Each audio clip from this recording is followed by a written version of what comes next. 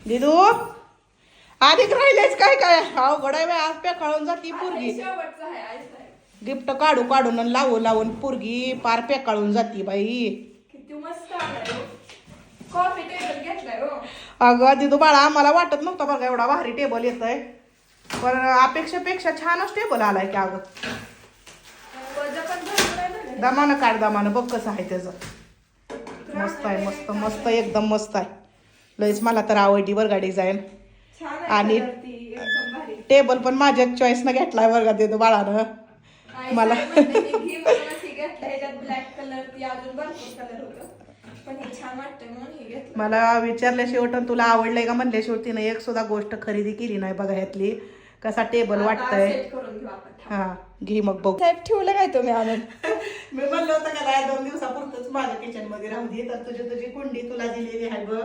आणि मस्त वाटतंय का ना ह्याचा कलर आणि ह्याचा कलर मॅच झालाय का ना. हो आणि किती भारी तर दिसायला लागले. ह्याच्या खाली हातरायला आता तेवढं आणायचंय. मस्त पैकी तो टेबलच्या?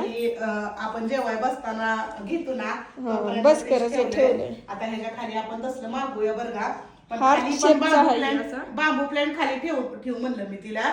आणि वर हे ठेवलंय माझ्या पसंतीचं ही कुंडी पण आणि हे हे टेबल सगळं पण आहे. आई साहेबांच्या चॉईसचं आहे म्हणून तर एवढं भारी भेटलंय.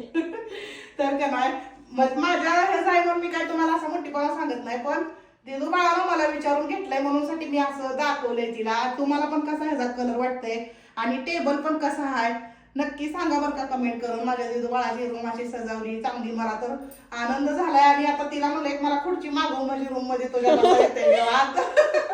मस्त पैकी खुर्ची मागवूया म्हणलं म्हणजे बसता येतंय जरा वेळ. मला पण खाली बसायचं उठायचं म्हणल्यावर नको वाटतंय. तर असं मस्त पैकी मागवलंय.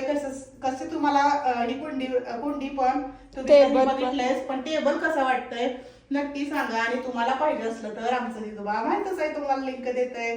तर चला पटकन मागूया टेबल मस्त पैकी.